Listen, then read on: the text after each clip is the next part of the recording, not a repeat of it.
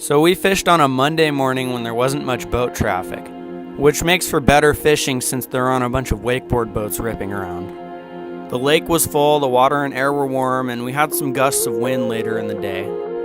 We fished 5 days after a full moon, so the moon set time may have had something to do with the fish getting active.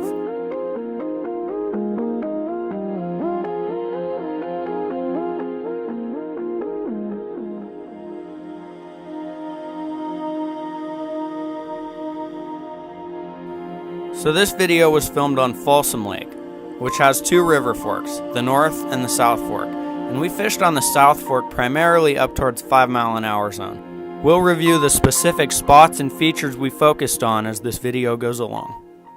California grow, yeah, yeah.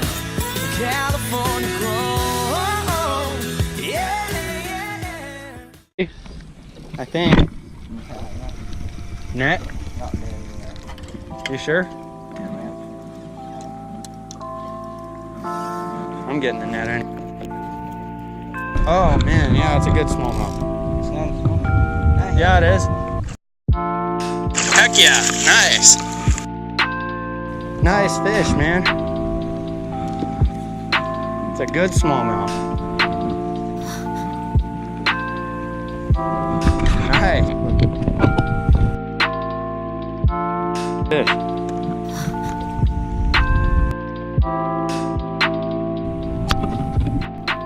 So our first spot was a secondary point in a really deep cove, and we found fish on all of them but focused mainly on this one, since it had the steepest drop-offs on all sides. And we parked right about here and threw onto the top of it, which was about 15 feet deep. But it drops off deeper all around it, so the fish can come up to eat and then go down to the deeper, cooler water to escape the heat later in the day.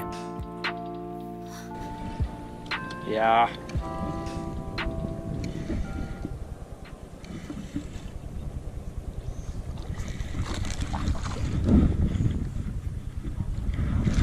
Here you can see the setup that we were using to catch these fish. We will go over how to rig this up and what kind of baits we were using at the end of the video, so stay tuned. Well, not that big. Oh boy, smallmouth. How many? Big, maybe 2 pounds. Big for out. No, it's spot, never mind. Spot, hopefully I get Hopefully. It's fighting hard because it's a spot.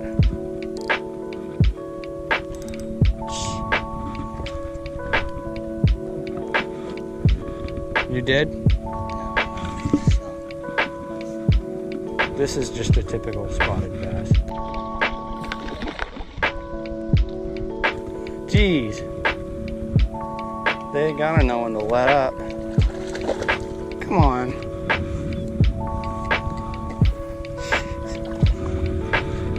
Come on, get over here, buddy. There we go. It's not even that big, it's just feisty. Thank you.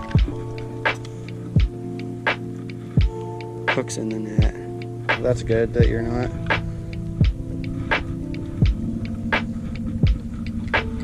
Alright. It's decent. Yeah.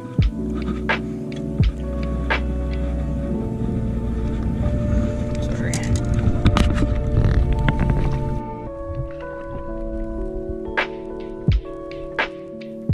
So our next spot was another underwater point, except this one was shallower, topping out at about 10 feet, hence the hazard buoys. Usually if you find an area with hazard buoys, they are marking underwater structures such as a rock pile, and fish love to hang out around stuff like this. We were sitting out here in about 30 feet of water, throwing up on top of the point and working it back down the ledge towards us.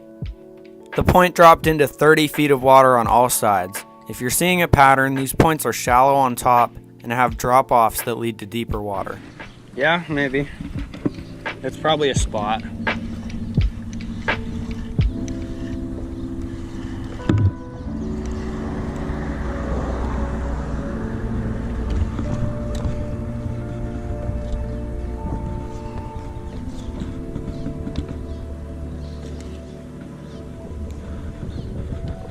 Our next pattern was going to work on these bridge pilings up the South Fork. They serve as cover for the fish as well as having shade and granting them an ambush point in the river current. Being deep, they are also a great summertime spot. We were positioned upwind of the bridge pilings, throwing up against the front of them to where the current meets the piling and letting our baits drop down the front side to where the fish were hanging out in the deep water. A Senko or a drop shot would work great for this.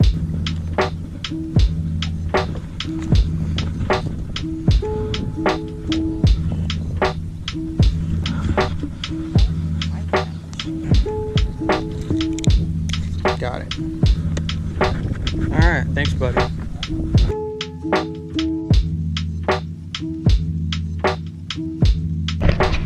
Got him?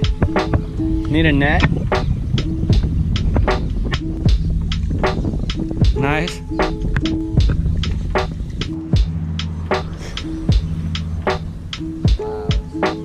Smallmouth. Yeah, I think so. Oh, it's a spot, isn't it? Thanks. Look at how much he ate it. What is it? Oh, your drums. Yeah. Oh boy. This is gonna be a minute to get out. You can take over. Yeah.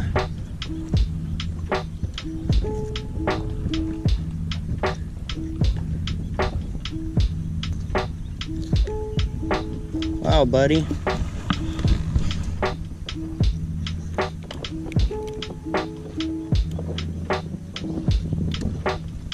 Got it. That wasn't too hard. Got him? Double. That's a decent one. Bigger than mine.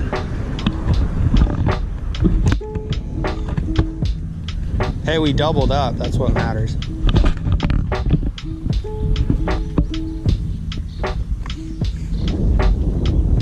Double.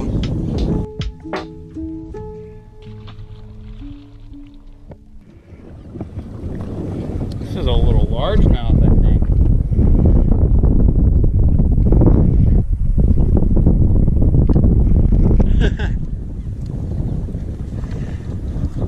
Sure, please. Might need a net. Ah, jeez. Don't go in the trolling motor.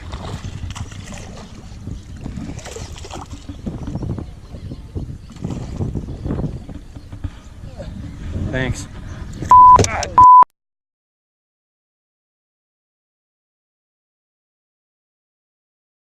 Oh, I'm unstuck. Oh, this is how you do it. You're supposed to be nice to the fish, right? Oh yeah, shoot. I forgot.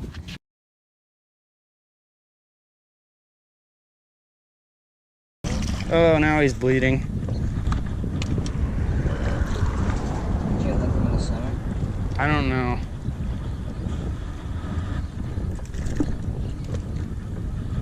No, hooked him in the gills almost. Pliers. I don't know if that's blood or like crawfish. Crawdads. Got him.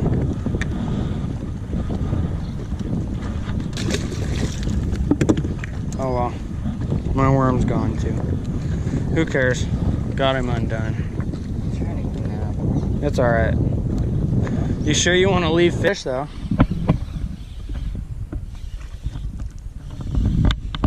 Do you need a net? What is it, a spot? Yeah. Nice.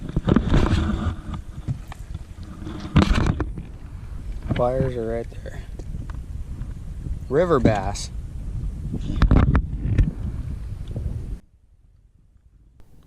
Going way up the river where the water is cooler is another option in the summertime. There were certainly fish where we were, but we didn't have much time left and had to start heading back. When it gets real hot and there's a lot of boat traffic on your lake, you can usually head up to the 5 mile an hour or no wake zone, which is usually further up the river, and get a decent bite because these fish won't be bothered by the boat traffic. Yeah, I might actually. It's a decent smallmouth. Sure.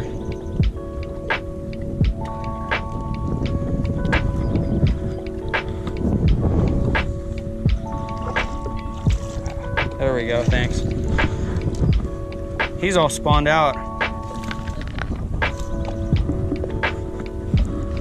Got it. Thank you.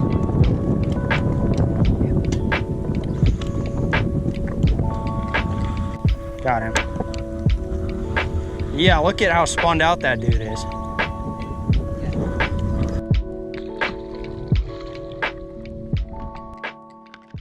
Our last spot was somewhat of a point, up the river a little bit. It doesn't look like much, but what was special about it is the way it transitions to deeper water. It drops from 25 feet deep on the inside of the cove, all the way down to 45 feet deep on the edge of the channel. So these fish can hide anywhere along this bank and still have access to deep water. The key spots we've focused on aren't all necessarily points, but they have features that allow the fish quick access to deep water, such as a drop-off or a steep wall. These drop-offs are especially key in reservoirs where the water level may fluctuate as much as Folsom's does. So here's what we used. Size 2 finesse wide gap hooks, 3/16 ounce drop shot weights, shad pattern robo worms, and some 8-pound P-line fluorocarbon line. And we rigged it up on a drop shot rig, nose hooking the robo worm and leaving about a foot leader between the hook and the weight. Thanks for watching, and I hope you learned something from this. Stay tuned for the next video.